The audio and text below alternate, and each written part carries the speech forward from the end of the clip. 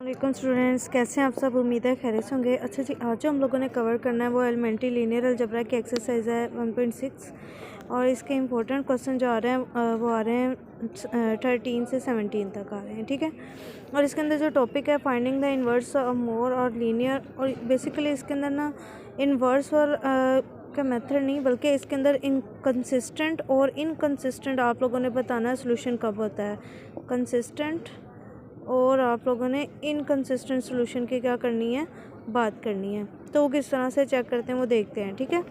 जैसे पहले question number 13 के अंदर वो कहता है determine the condition on the b's और if any in to guarantee that the linear system is consistent, ठीक है।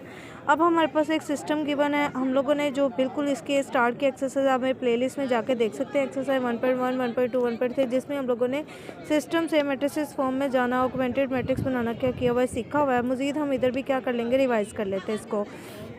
और अगर मेरे बेटा आप मेरे चैनल पे न्यू है तो कहने मेरे चैनल को सब्सक्राइब ज़रूर कर लें और लाइक और कमेंट पे किया करें। कमेंट सेक्शन में ज़रूर बताया करें अगर आपको मेरी वीडियोस अच्छी लगती है, और ज़्यादा से ज़्यादा दूसरों से शेयर किया करें। देखिए, हेल्प करना एक अच्छी बात है और शेयर करना चीज़ों को, ये भी एक सदका जारिया होता है, और मे बी आपकी वजह से, मेरी वजह से किसी की हेल्प हो जाए। बात करते हैं क्वेश्चन की, तो इसके अंदर आपके पास एक सिस्टम गिवन है। सिस्टम से सबसे पहले तो हम लोगों ने क्या बनाना है, ऑगमेंटेड मैट्रिक्स बनाना है। ऑगमेंटेड मैट्रिक्स कैसे सर बनाते हैं, आप लोगों ने ये जो एक्स वाई और ये x1 और x2 ये दिए हुए हैं ना, इनके जो कोफिशिएंट्स होंगे ना, इनका आप लोगों ने मैट्रिक्स बनाना है।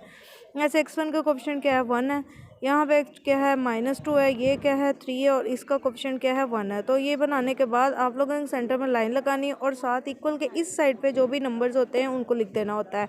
यहाँ पे हम जनरल फॉर्म में लिख रहे हैं, उन्होंने कहा 20 लिखे हुए हैं, मतलब ये जो b1 और b2 हैं इनकी वैल्यूज़ देखते हुए हम लोगों ने बताना है सिस्टम कंसिस्टेंट है या इनकंसिस्टेंट है। हमने यहाँ पे b1 और b2 लिख दिया, ऑगमेंटेड मैट्रिक्स बना लिया। अब हम लोगों ने इसको क्या करना है, रो ऑपरेशन या इसको रो एचेलॉन फॉर्म में क्या करना है, कन्वर्ट करना है। कन्वर्ट करने के बाद हम लोगों ने बताना है कि इसका सोल्यूशन किस टाइप का बनेगा। अब देखिए, सबसे पहले मैं अगर फॉर एग्जांपल चाहती हूँ इस 1 के नीचे इसको 0 बनाना चाह रही हूँ, ठीक है। और इसको 0 बनाने के मैं कोई रो ऑपरेशंस लगाऊंगी। रो ऑपरेशन आप लोगों को मेरी एक्सरसाइज 1.2 की वीडियोस में मिल जाएंगी, जहाँ पे हम लोगों ने सीखा था कि किस तरह से हम लोग सॉल्व करना, मतलब क्या ऑपरेशंस कैसे लगाते हैं, जिसके अंदर हम लोगों ने elimination, Gauss Jordan method, reduce row echelon form सारी की हुई हैं डिस्कस, ठीक है। यहाँ पे हम बात करेंगे आर्ट, और जिस रो को हम लोगों ने अपडेट करना होता है उसको पहले लिखते हैं और दूसरी को क्या लिखते हैं, बाद में लिखते हैं। अब मैं रो 2 में से प्लस करवा रही हूँ 2 टाइम रो 1 को। अभी देखें, मैंने नीचे इसकी वर्किंग भी की हुई है। पहले मैं रो 2 लिखूँगी, वो है -2 1 और b2, ठीक है। और नीचे मैं लिख लूँगी 2 टाइम r1, 2 से मल्टीप्लाई करवाते हुए r1 की वैल्यूज़, वो आपके पास 2 1 2 आ जाएगा, 2 3 6 आ जाएगा, और 2 भी 1 बन जाएगा। अब दोनों को मैंने क्या करवाना है, ऐड करवाना है, तो ये ऑपोजिट साइन के साथ 0 हो जाएगा। 6 में 1 ऐड किया 7 आ जाएगा, और ये बन जाएगा b2 + 2b1। अब ये मैंने पहले रो 2 लिखा हुआ था, इसलिए मैं रो 2 को जाके अपडेट कर दूंगी, ये वैल्यू यहाँ पे इंसर्ट कर दूंगी।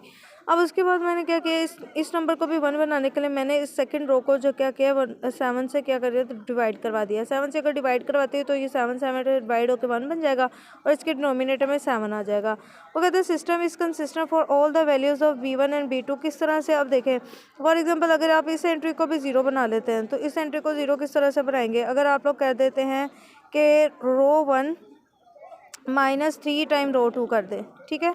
रो 1 की वैल्यू आपके पास क्या आ रही है, 1 3 और b1 आ रही है, ठीक है।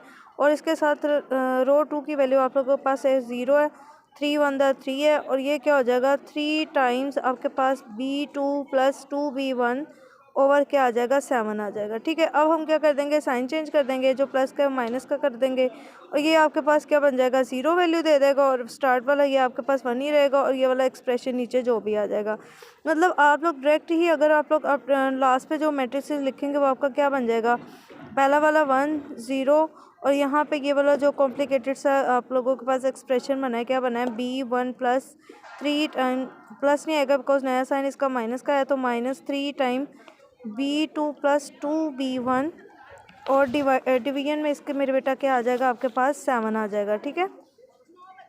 और यहाँ पे आपके पास क्या पड़ा हुआ है, 0 1, और इस साइड पे आप लोगों के पास क्या बन रहा है, आपके पास एक्सप्रेशन b2 + 2b1, b2 आ रहा है और प्लस आ रहा है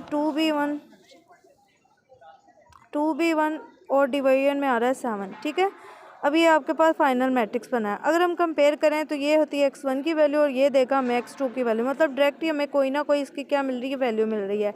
इस तरह के सोल्यूशन जिसके अंदर ये यूनिक सोल्यूशन आ रहे हैं, ये सोल्यूशन एग्जिस्ट कर रहा होता है बेसिकली, वो आप लोगों के पास कौन से सोल्यूशन होते हैं, कंसिस्टेंट सोल्यूशन होते हैं। अब कंसिस्टेंट ये उसी सूरत में होगा जब ये the system is consistent for all the values of b1 and b2, मतलब इस b1 और b2 की जो भी वैल्यू पुट करते थे हमारे x1 का भी कोई ना कोई आंसर मिलता रहेगा और x2 का भी, ऐसा नहीं है कि आपको आंसर ही ना मिले, ठीक है। तो ये आप लोगों के पास सिस्टम कंसिस्टेंट हो गया। इसमें 3 बातें याद रख लें। अगर आपके पास यूनिक सोल्यूशन निकलता है, यूनिक सोल्यूशन, ठीक है, और आपके पास जो इनफाइनाइटली जो मैनी सोल्यूशन होता है, ठीक है, इसकी भी आप लोगों को मेरी वीडियोस मिल जाएंगे एक्सरसाइज 1.3 से रिलेटेड, जिसमें मैंने यूनिक सोल्यूशन, इनफाइनाइट सोल्यूशन और नो सोल्यूशन तीनों को डिस्कस किया हुआ है, ठीक है। अब देखें आपके पास अगर यूनिक सोल्यूशन और इनफाइनाइटली सोल्यूशन आ जाता है तो दोनों ही कंसिस्टेंट होंगे, और अगर आपके पास सोल्यूशन ही एग्जिस्ट नहीं कर रहा तो वो आपके पास इनकंसिस्टेंट में चला जाएगा। लेकिन इनकंसिस्टेंट सोल्यूशन को भी हम कंसिस्टेंट बना सकते हैं, बट किस तरह से, जब हम ये जो इस तरह से b1 b2 या जनरल जो भी एक्सप्रेशन है उनकी वैल्यूज़ को निकाल कर हम लोग को सोल्यूशन निकाल सकते हैं। जैसे इसका दूसरा क्वेश्चन नंबर 14 की बात करते हैं, उसके अंदर उन्होंने सिस्टम दिया है। उससे पहले हम लोगों ने पहले ऑगमेंटेड मैट्रिक्स बनाया है। ऑगमेंटेड मैट्रिक्स से पहले इनके कोएफिशिएंट्स हम लोगों ने प्लेस कर दिया है, साइन के साथ ही आप लोगों ने लिखना है, और इसके दूसरी साइड पे आप लोगों ने b1 और b2 लिख देना है। अब पहली बात आप लोगों को इसको चाहे रो एचुलियन फॉर्म में भी कर लेंगे ना तो आपको पूरी सोल्यूशन का आइडिया हो जाएगा। जैसे इधर सोल्यूशन का आइडिया हमें हो गया था ना कि इस ट्रिक को भी अब जीरो बनाना बड़ा आसान हो गया था और हमें फौरी कोई ना कोई x1 x2 मिल रहा था। सेम ऐसे ही सबसे पहले मैंने क्या किया, 6 पे डिवाइड किया, क्योंकि लीडिंग कोएफिशिएंट या पिवट पॉइंट हमें क्या चाहिए होता है, 1 चाहिए होता है। 6 पे डिवाइड करेंगे तो ये 1 बन जाएगा। 6 पे डिवाइड करें -4/3 कटिंग होकर आपके पास -2/3 आ जाएगा और ये b1/6 बन जाएगा। फिर मैंने किया रो 2 में से माइनस करवा दी 3 टाइम रो 1 को, वो इसलिए क्योंकि मुझे रो 2 के अंदर मैंने इस जगह पे क्या बनाया, इसके डिनोमिनेटर में 0 बना दिया, बिकॉज मैं इसके अंदर रो एचुलन फॉर्म बनाना चाह रही हूँ, ठीक है। तो यहाँ पे रो एचुलन फॉर्म के अकॉर्डिंग ये मेरे पास 0 डायगोनल एंट्रीज के जो डिनोमिनेटर वाली जितनी भी एंट्रीज होंगी ना इसके नीचे वाली, तो वो अगर आपके पास 0 बना लेते हैं ना तो आराम से कोई ना कोई सोल्यूशन बन जाता है। अब देखिए जैसे मैं स्टेप में इसकी रफ वर्किंग करती हूँ, पहले मैंने रो 2 लिखी है, ये वाली रो 2 उसको मैं अपडेट करना चाह रही हूँ ना, और उस माइनस करवा दिया 3 टाइम रो 1 को, तो वो मेरे पास एक्सप्रेशन यू बना। यहाँ पे ऑपोजिट साइन के साथ सेम टर्म्स क्या होगी, कैंसिल होकर आपके पास ये 2 0 बन गए और यहाँ को ये इन दोनों को ऐड सब्ट्रैक्ट करते हुए according to this an expression आ गया। मैंने R2 की जगह क्या कर दी, ये वाला एक्सप्रेशन जाके प्लेस कर दिया, तो मेरे पास फाइनल फॉर्म ये बनी है। अगर बात करें तो हमारे ये ऑगमेंटेड मैट्रिक्स था, इस साइड पे रो की तो सेकंड रो पूरी की पूरी क्या हो गई, 0 हो गई है। तो अगर आपके पास इस तरह की पूरी रो अगर कोई 0 हो जाती है तो वो आपके पास होता है इनफाइनाइटली मैनी सोल्यूशन वाला केस। तो इस इनफाइनाइटली मैनी सोल्यूशन वाला कैसा है, तो ये कंसिस्टेंट है, ठीक हो गया। This system is consistent if and only if. अब इफ़ एंड ओनली इफ की कंडीशन आप लोगों को बतानी है कि अगर ये वाली जो एंट्रीज आपके पास b1 और b2 की वैल्यूज़ हैं, जैसे यहाँ से देखें b2 और ये आपके पास क्या आ रहा है b2 माइनस b1/2, अगर इसको हम लोग 0 के इक्वल रखें तो आपके पास b1 की वैल्यू 2b2 आ जाती है। मतलब अगर b1 को हम 2b2 के इक्वल लें तो ये सिस्टम क्या बन जाएगा, कंसिस्टेंट बन जाएगा, ठीक हो गया।